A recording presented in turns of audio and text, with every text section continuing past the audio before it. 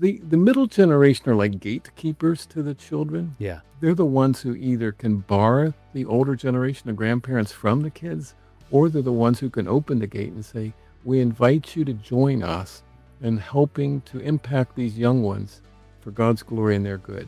And so I encourage the parents, the middle generation, to think through, how can I clearly communicate to my parents or my parents-in-law that we would love for them to join us in influencing our kids?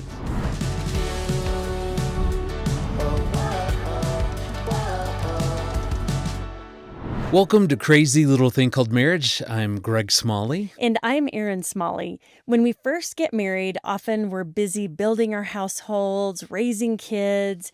But today we're going to talk about a different season, and that's the middle years of marriage. Oftentimes there can be health struggles, and we're talking about retirement or maybe caring for aging parents. And often in this stage, boredom is something that can set in. And we're going to talk about that today and how to really guard against that. Yeah, and I tell you, for me, as we approach kind of those middle years of our marriage, I mean, you aren't, I am, as I approach that, the temptation would be, well, I'm not in that season, so I'll just listen to a different episode. I'm telling you what, you're going to want to hear this, because everything that Larry is going to talk about, it's such great advice. It's like you get the front row seat to a very seasoned marriage pro who's giving such incredible advice. So don't go anywhere. You're going to want to hear what Larry has to say. And then a little bit later, we're going to talk about how to continue to pursue wonder, not only in your marriage, but also in life as well. And then we have a listener's email, and she's going to ask how to really persuade her husband on how to get some counseling. So there's some things that he's going through that she sees. It could be such a good thing for him to do that. So obviously that's an awkward conversation. Yeah, I mean, you tell me this all the time. So I'm really going to let you answer this question. So today's guest has served as the pastor at Christ Covenant Church in Winona Lake, Indiana since 1981. Wow. It's amazing. He's also the director of Walking Like Jesus Ministries, and he and his wife Gladine have been married for 50 years. He's written a book called A Seasoned Marriage, Living the Gospel in the Middle Years and Beyond. And we started the conversation with Larry by asking him, what was the reality and the expectations when you first got married? Well, I think when we first got married, we were like a lot of young couples. We felt like we were in love and couldn't wait to get married. We were young. Gladine was not yet 20. She was 19. I had just turned 21. Okay. We were trying to finish college and seminary. And the Lord is kind to us to protect us from our youthful selves. Right. But I think really we came into marriage thinking, oh, this person's going to make me happy for the rest of her life, for the rest of his life. And the Lord had to teach us along the way that there's more to marriage than that. Yeah, because that's a very common thing. I will lament or groan as we watch these, romance comedies. It just seems like every single time we watch something romantic, it's like a requirement that at some point someone's going to say, well, I just want you to be happy. And it seems like that's built into our consciousness as couples. So what did you guys learn about that in terms of, let's just focus on being happy? Well, Greg, thanks for asking. It was a painful journey. I'll say it that way. Yeah. We got so busy with life that I think for about 20 years, we were doing fairly well, but about 20 years in, we bottomed out, and there'd not been any cataclysmic crisis in our lives. It was just like, I use the analogy of like a hot air balloon that's lost its heat. Yeah. And the balloon of our marriage just kind of gradually descended, and the gondola of our marriage was just bumping along the ground of life. And I think we realized at that point that we needed to reassess, why are we married? Not that we wanted out, Yeah. but to reassess the whole purpose of marriage. And the Lord had to teach us that, at least for me, I was being very self-centered. I Okay. expected Gladine to make me happy. Yeah. And she did make me happy, but not all the time. Well, especially with So her we had name, to you would think learn she from would other be people. We focused. had to learn from Scripture what God's purpose was for our marriage. Yeah. That makes sense, especially with her name being Gladine. Yeah. she would be focused on making you glad and happy. What was that? So was there a moment that you guys sat down and had that conversation? Like it was just a gradual thing, or was there like a moment that you both kind of knew that, oof, this isn't going well? Well, I think the answer is kind of a little bit of both, Greg. Okay. There was a point in there, a season where we realized we had bottomed out. We weren't happy in our marriage. We had 3 kids at home at that point, 3 teenagers probably. And about that time, fun story, we met an older gentleman whose wife was in the latter stages of Alzheimer and living in a nearby nursing home. Mm, And we got to know him. And even though he was still of good health, he would go to the nursing home every day wow. and care for his wife. And he would help the staff spoon feed her. He would help sponge bathe her, change her diapers, and he would sing love songs to her. And I remember, I'm in my early 40s and I'm looking at this older gentleman thinking, how does that work? How Mm, can this man love a woman who isn't doing anything for him? He's not making him happy. She doesn't remember his name. wow. And it was about that same season. Here was the moment that the Holy Spirit got my attention with a verse in the Bible that's not technically, or at least directly, about marriage. 1 John 4:19. Hmm. We love because he first loved us. Mm, And the light started coming on, Greg and Erin, when I realized Bob loved his wife, not because his wife was loving him. He loved his wife because he was confident, overflowing with wow. God's love for him through Jesus Christ. Huh. Wow. And that's when the Lord got our attention and kind of began turning us around. And so 30 years later, we're not that we don't have any struggles, we Yeah. still do, but here we are in our older years, happily hand in hand, still married. And so your hot air balloon has ascended. It has. And we're glad, Erin. Yes, and Gladine is really glad. Yes, she is. So, as you're talking about scripture, the verse, as Christ loved the church, and you write about seasoned marriage, how did that all unfold? How did you really gain understanding? Yeah, well, I have a book written called Loving Your Wife as Christ Loved the Mm, Church. mm, And, it's interesting, Aaron, that even though I had written on that subject, I had taught on that subject, I still was so self-centered at times and not loving her the way Christ loves us, but I was more pressuring her to love me better. Hmm. mm, And yeah, what I love to see in the book of Ephesians is how in the first half of that book, there's all these descriptors, all these descriptions of God's amazing grace to us, his love for us. And then you get to that pivot halfway through the book where Paul says, now walk worthy of that. Hmm. And you say, well, what does that look like? Well, you read the last 3 chapters and there's a lot of explanations of what difference that makes. Include this: wives, submit to your husbands. What's the next phrase? As to the Lord. Yeah. mm, And what does it? Husbands, love your wives, just as Christ loves the church. mm. And the Holy Spirit, through the apostle, keeps taking us vertical. He keeps taking us vertical. Look at what God's done for you. Now, love each other that way. Hmm. And that transforms a marriage. It's transforming ours. I'll use the present participle. It is still transforming our marriage, realizing that as we rest in his grace, as we marinate in his gospel, seeing how much he loves us, it transforms our marriages. Mm. Because, Larry, one of the things that Erin and I have been surprised by lately, we do a lot of premarital counseling with couples. And it seems, I don't know, again, why this is now, but we're hearing the questions more and more about, so what did Paul mean by submission? What does he mean by leadership? Mhm. As you talked about that, give some definition, like what does that mean? What does that look like then within the marriage?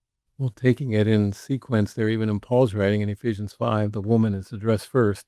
Wives, submit to your husbands as to the Lord. And that whole word of submission has the idea of coming underneath someone to support him, to support his leadership, to encourage him as he seeks to lead the family. And I think a lot of times I understand why my wife would struggle following me at times. I look at my own unworthiness, I look at my own weaknesses, and think it would be really hard to be my wife. Mm, But she does. But the key is that she looks at me and she doesn't support my leadership because of my worthiness.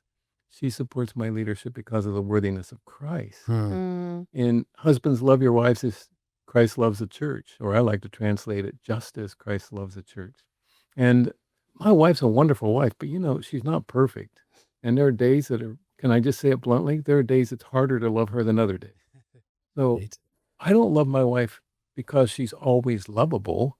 I don't love my wife because of her worthiness. I love my wife because of Christ's worthiness. Hmm. Mm. And that resting in him, keeping our focus on him, gives a consistency, a joy in marriage that I don't think will come if we just keep it on the horizontal plane and think, if you love me enough, I'll love you enough. And if I don't think you're loving me sufficiently, then how do you expect me to love you sufficiently? Hmm. But if we turn our gaze upward and gaze at his love for us, there's overflowing love. There's always more than enough love to love our spouse on our worst days. Mm. So what does that look like for you? Because that's such beautiful advice. We're talking about the vertical, so our relationship with the Lord. So over the years, I imagine maybe that looks different now than it did maybe when you were a younger husband. How has that changed maybe for you, your relationship with the Lord over all these years? Oh boy, thanks for asking, Greg.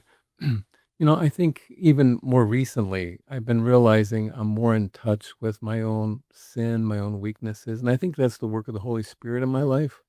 That when my wife confronts me about something, my tendency over the years, to be candid, my tendency has been to be very, very self-defensive. Hmm.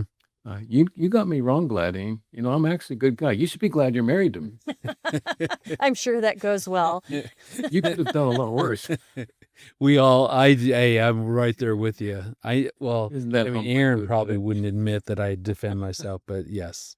No, but I think what the Lord's been doing, I call it the safety of the gospel. When I realize that my acceptance with God is not based on my worthiness, my acceptance with God is based on what Christ has done in my place. Mm. That because he lived for me, because he died for me, because he rose again for me, the Father is smiling at me 24/7. Hmm. Not because I'm a good guy, but because Jesus Christ stands in my place. Hmm. If I really believe that, then if my wife points out some fault in my life or some sin in my life, some mistake in my longtime history has been to be defensive.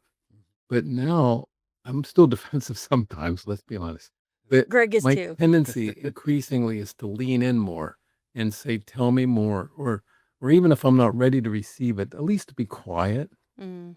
and process it before the Lord. Lord, what do you want me to learn from what my wife is saying to me here? And it's making our marriage sweeter. And we still have our moments, but I think our marriage is getting sweeter as we lean more into God's grace more consistently. And we're so thankful he's teaching us more about who he is and what he's done on our behalf. Mm.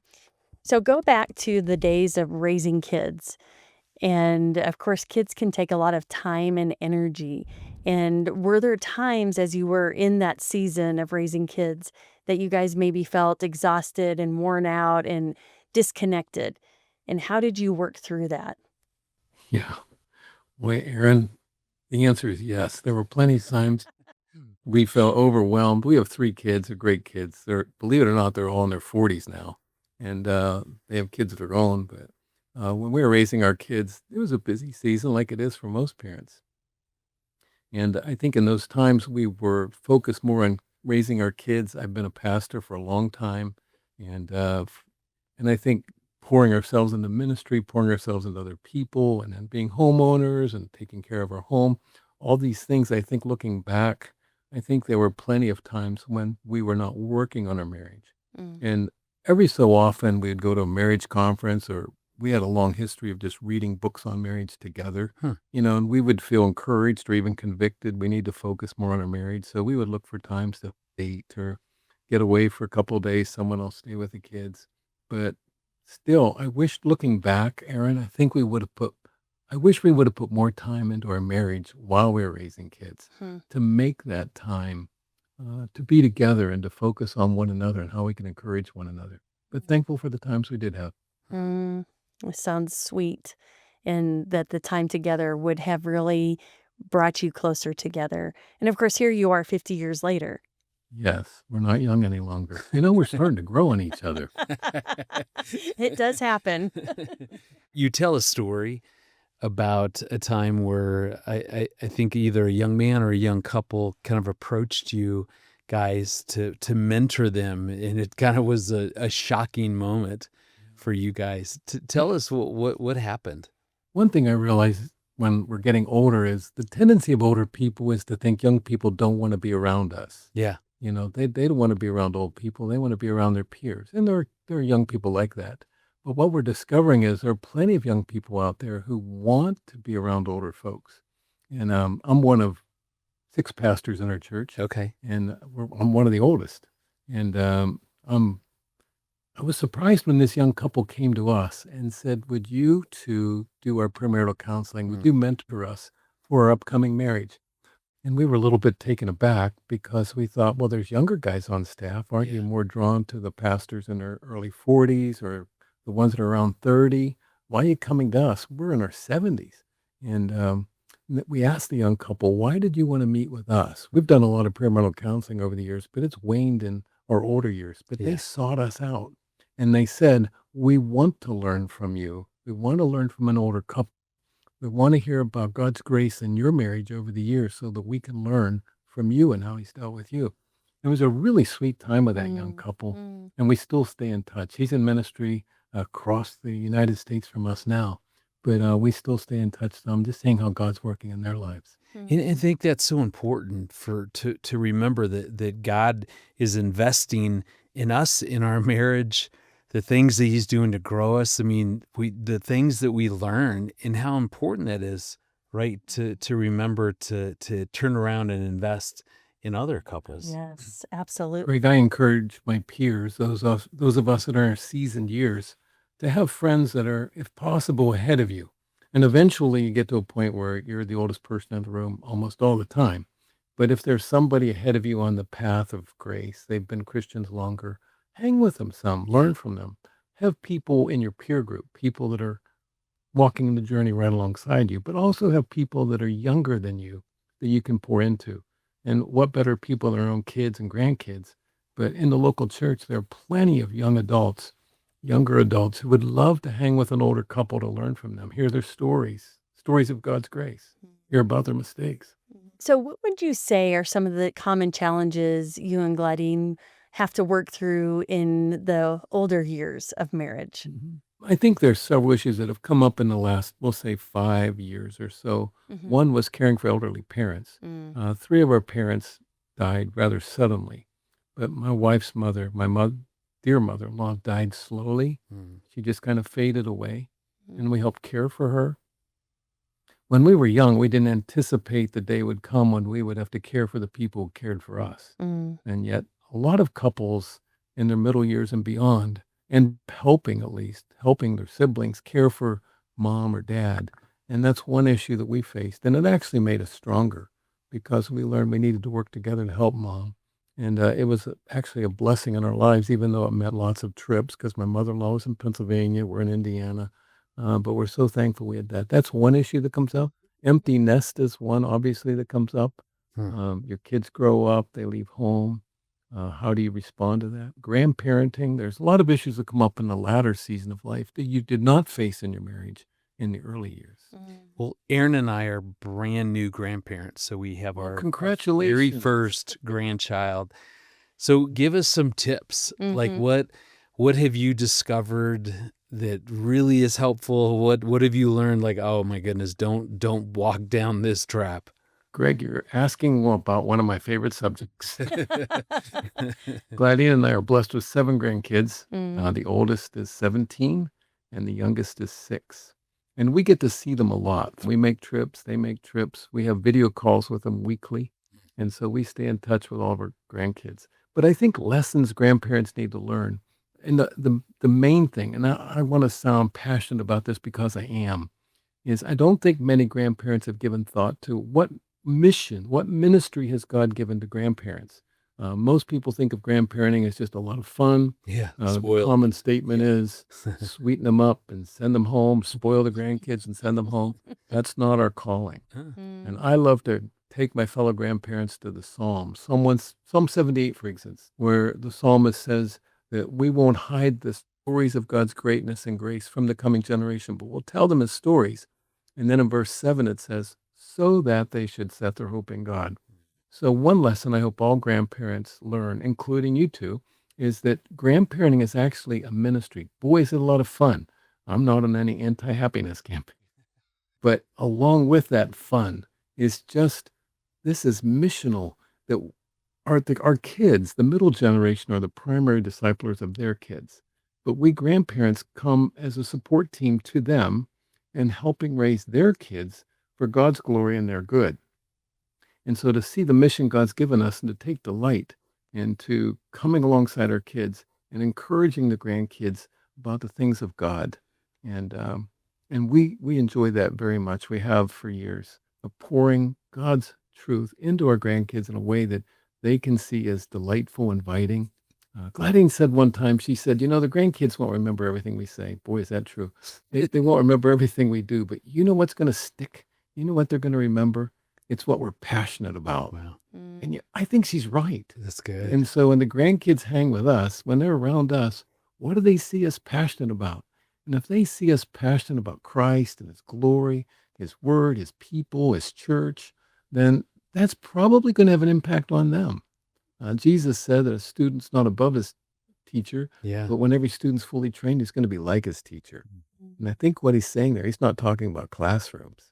He's talking about doing life with your students so that they can learn from your life.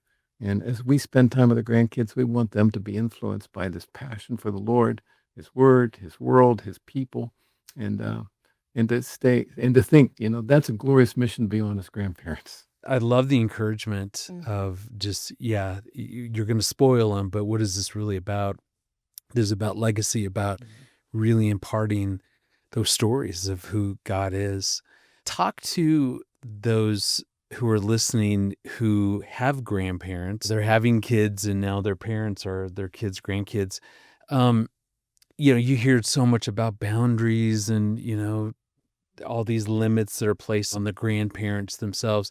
How do you coach kind of that younger generation of ideally here's how that relationship with your parents as they become grandparents can be really healthy? Well, it's a wonderful subject to talk about. I realize, let's give a caveat here, that there are some in the middle generation, some parents of young children whose own parents are not following the Lord, not living in his ways. And those are very difficult situations. But I think even in those situations, you can teach your grandkids to respect their grandparents, just for being grandparents, being older. But a lot of us in our circles, our Christian circles, grandparents also love the Lord. And so the middle generation are like gatekeepers to the children. Yeah. They're the ones who either can bar the older generation of grandparents from the kids, or they're the ones who can open the gate and say, we invite you to join us in helping to impact these young ones for God's glory and their good. And so I encourage the parents, the middle generation, to think through, how can I clearly communicate to my parents or my parents-in-law that we would love for them to join us in influencing our kids. And we good. sit down with our kids every couple months. We'll just sit down. How are we doing as grandparents? Ooh. Are there things you would like us to do more of? Are there things you'd like us to do differently? Are there things you'd like us to do less of? And we want to make sure we're not overstepping our bounds, but neither are we hanging up in the bleachers watching them, play the game without us. We want to be on the field as their support team. What a That's great good. question. Having those intergenerational conversations. Yeah, what a great question, because then as they give you the feedback, it gives you a direct pathway. This is how we can not only love the grandkids better, but how can we love you by loving the grandkids in a way that honors you? I'm sure such a connection point for you with your adult kids. So talk to us about romance in a seasoned marriage. What does that look like? How has it changed? How do you continue to romance Gladine? What a great topic. Yeah, I think there is an intentionality there. And I think my wife is still beautiful at 70. And if you saw her photo, you would agree with me. She has mesmerizingly inviting eyes that caught my attention as a teenager, and they still do to this day. Um, but I think being intentional in expressing our love through touch.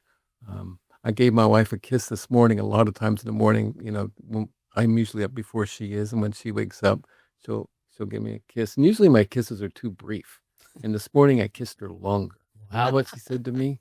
She said, "Thank you for the kiss." Like, now that's a kiss, So I think it takes intentionality that In and some to express it lingering through kisses. touch. Yeah. Yeah, through touch, expressing it through our words, and that we find delight in one another in our older years. Mm, I think too many couples have given way to what I call marital monotony, mm. and they just assume that's the way it is when you get older. That's just the way it is. Marriage is just hanging in there. It doesn't need to be. It can be full of delight and joy. That's But so it's sweet. what a vision. As I think about, just as Aaron and I, as we grow older, as everybody does, just that idea of being intentional. I think my favorite thing that you said was how, just looking at her eyes and how they still mesmerize you. And again, I think that's a part of the choice. Like on my cell phone, I have Erin's name listed as beautiful wife. So every time she calls, it pops up. And it's just, for me, I love that it's a constant reminder that, man, wow, I have a beautiful wife. Like you're saying with Gladine, that it's her eyes are mesmerizing. She's beautiful to you. And I think that's a powerful thing that we keep saying in speaking over us as well as our spouse. So are Experience. you saying I should take, in case of emergency, Yeah. Greg Smalley off of my phone? Right. Yes. Larry, what should Erin come up with as a name for me on her cell phone, right? So let's help her figure that one out. What would you like her to think? That's right. Thank you, Larry. Uh, Yeah, what would it be? hottie or just Dudley? studly. Yeah. Something like that. I'll have to work on that. But Larry, thank you seriously for one. I love the vision for us as grandparents, brand new, spanking brand new grandparents. I love that, especially the advice of how can we support you and join in with you raising these kids. I think that's just a fantastic way Yes. to frame that and to have those intentional conversations, because that's probably part of the challenge for so many families. They don't talk about any of this, and then they get frustrated, then they get upset, then they start shutting down, boundaries show up. So we just appreciate your wisdom. Yes, thank you. Well, I am so very gladine that we had Larry on. What wisdom. Yes, and Gladine is Larry's wife Yes. of 50 years. Yeah, Yeah, and then it's incredible. amazing. Truly, for me, anytime I hear someone who's been married 50 years, my automatic question is, whoa, whoa, whoa, tell me, what have you learned? What's your tip? Like, help me grow. And I felt like we got such amazing answers to kind of that type of thinking. Yeah, remember years ago I saw that research that as you continue through the decades of marriage, that it gets sweeter and sweeter. And that is what I Yeah. experienced speaking with Larry, that Larry's marriage seems to have gotten sweeter and sweeter. And he was very honest that they're not perfect Right. and that they do have those moments, but it sounds like they have really built something that's worth repeating. Yeah, I wish I could have high-fived him as he was being vulnerable and honest, going, hey, for me, there are plenty of times, especially early on, where as Gladine would share something, he'd get super defensive. And I never had you been experienced clo's that. enough, I think you Yes. would have kicked me or elbowed me to say, yeah, you and Larry share that. But that's something that I continue to struggle with. And there are moments that I feel like I do that better than others. And yet it just hearing him, it gave me a lot of hope going as Larry, as I continue just to practice that, to understand how to do that better. I just like how he said, now instead of getting defensive, I really try to lean in and focus more on what she's feeling. So, Well, I can't wait to see the results of that in our next discussion that we have. That will be a nice change of pace.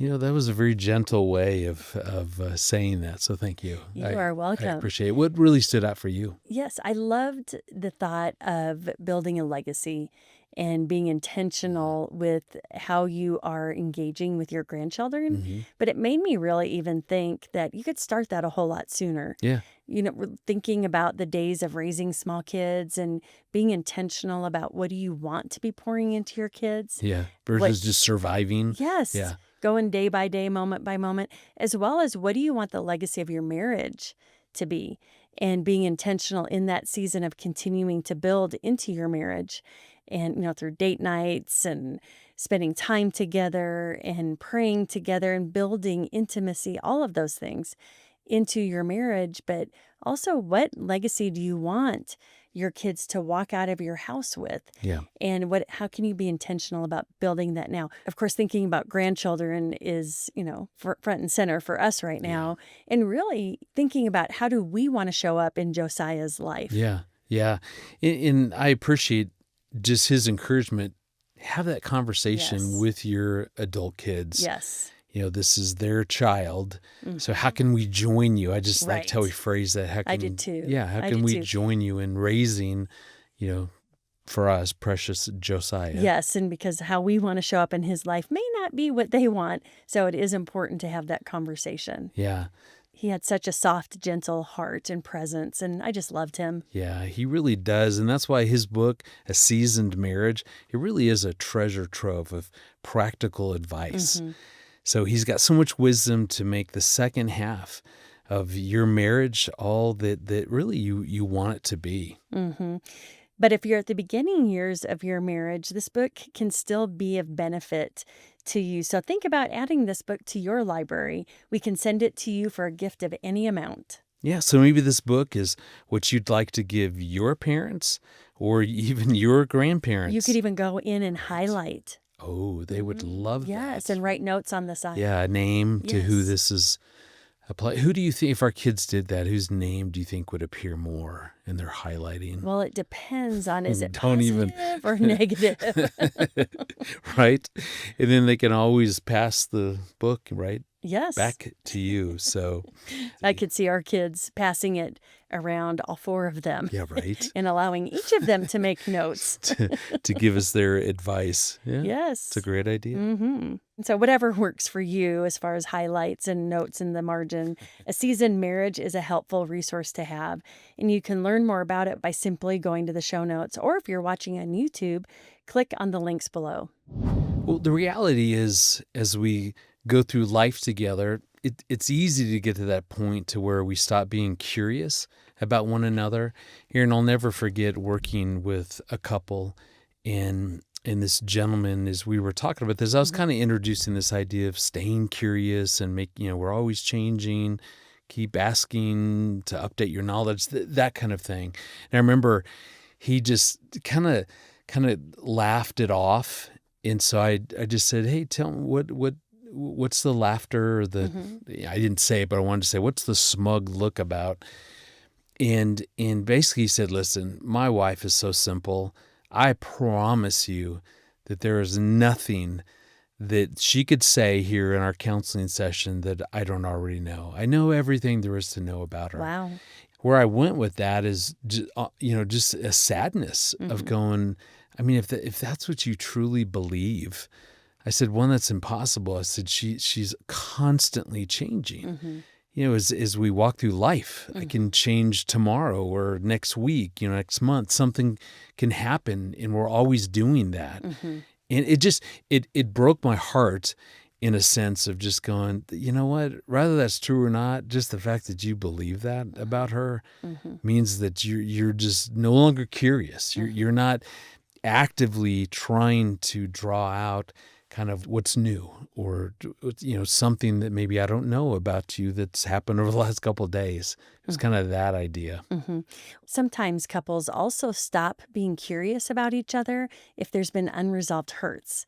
I think of so many couples. I love when couples come in and they've been married 40 plus years, because typically they have a good baseline, a good baseline of connection, and they've worked through a lot of hard things over 40 years. Yeah.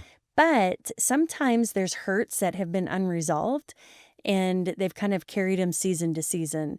And then at some point further down the road, they kind of shut down and disconnect, and they stop with curiosity. Yeah. I was talking to our 18-year-old daughter, Annie, and we were talking about something. And so what I noticed, and I finally had to stop and say, hey, can I just point something out, is that as I was talking and about to make a point or to say something, she just has this habit of, answering for me, saying, basically, this is what you're about to say.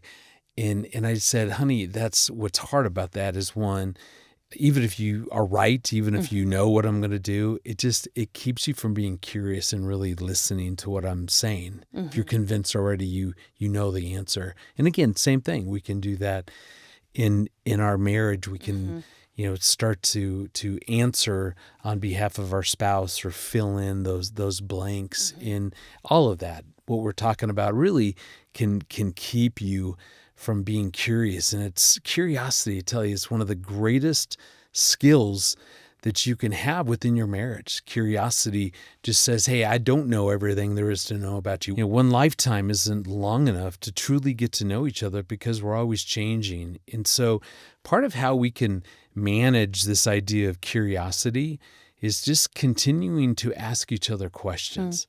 And so we've got a couple questions for you that we encourage you to ask each other. And this is beyond like, what would be your favorite date night? I mean, we're talking a willingness to be vulnerable. These are the kinds of questions that can really get you there. So here's one question. What's something that you've never told me about yourself because you thought that I wouldn't understand? So, I mean, if you're brave enough and willing to really listen and not get defensive or not to get into a debate, whatever. Boy, what a great question. Another one is, what's a version of you that you've never gotten to be? These are deep. I know, right? These are deep. What about, what part of yourself do you wish I noticed and celebrated more? Or what's one passion, talent, or interest you've never really gotten to fully explore? That's good. Yes, really good. Yeah, we love doing these kind of conversation starters, and these are designed to take you guys super deep. And so we'll go ahead and put these in the show notes. And if you're watching on YouTube, we'll go ahead and put a link to these questions. If you get to the point where you feel as though you've done everything or you know everything about your spouse, the next step isn't doing more things. Right. Instead, it's rediscovering each other through presence and intention. Yeah, and I tell you, as you guys do that, it draws you into a different type of connection. In using that connection, kind of like Larry was talking about, then be willing to turn right around and invest in another couple. Here at Focus, we have a program called Marriage Champions. So it's focusmarriagechampions.com. Again, we'll put that in the show notes or in a link in the description below. And what's powerful about this is that we don't care how long you've been married. You will always have an opportunity to invest, to speak into the life of someone who's not quite as far along as you. So even if you're like, wow, we've only been married 5 years, great.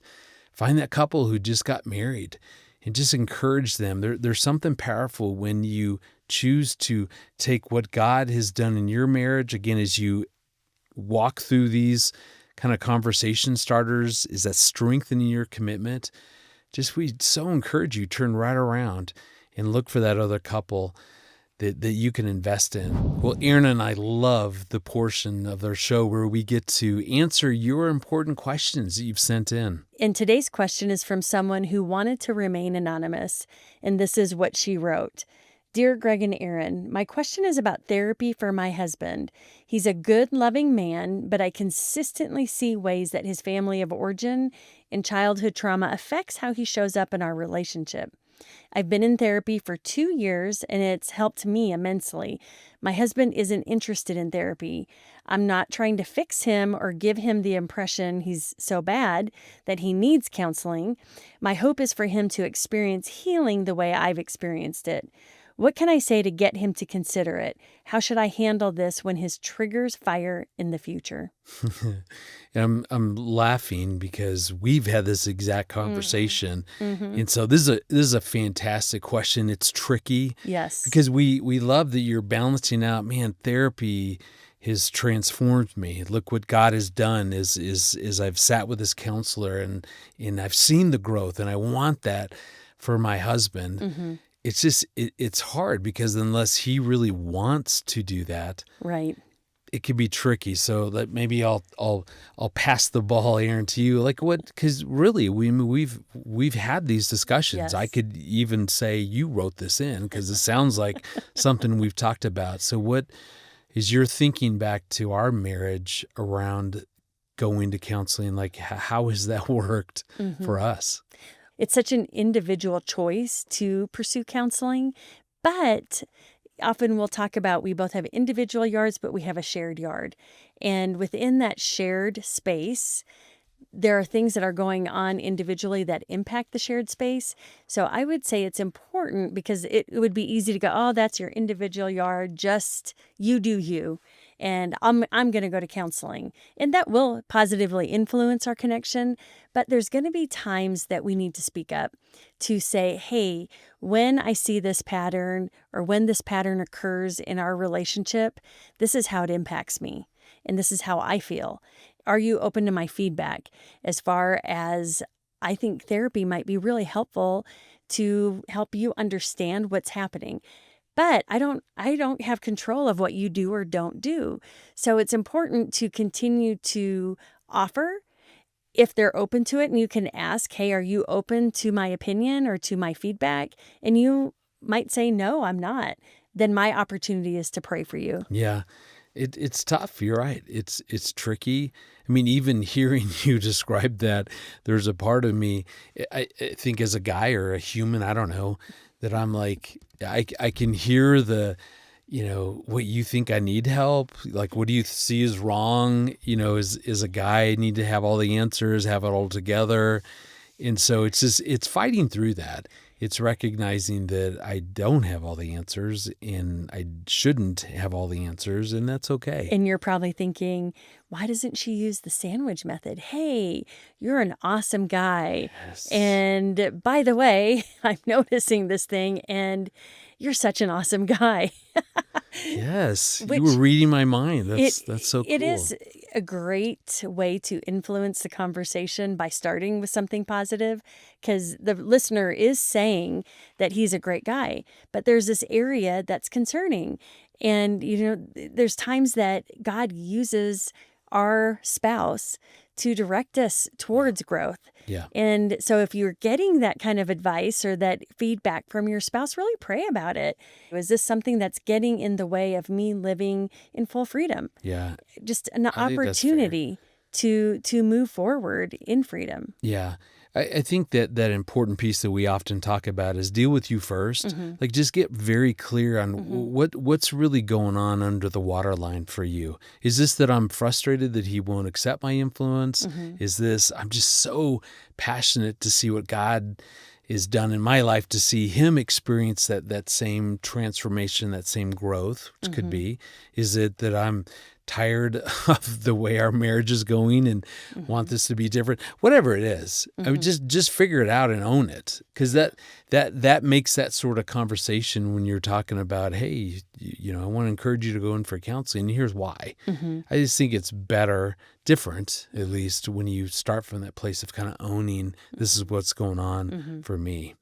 I know it was helpful, Erin, for me. You would, instead of, and I don't want to say nag me about this, but instead of just continue to say, hey, you need to go, you should talk to a therapist, what you kept doing was giving me insight into what you were learning and how that was growing you, whatever it was. That's what was super appealing to me, because I could see how God was using this therapist to help grow you. So again, it wasn't so much you saying you should do this as you were just telling me, hey, here's what I learned today. man, this was huge for me. And that Right. made me go, well, I want that. Mm-hmm. So, Mm-hmm.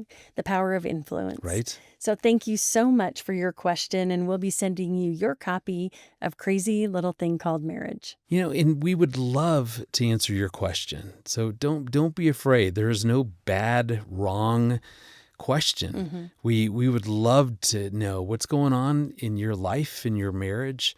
So be brave enough to send us your question.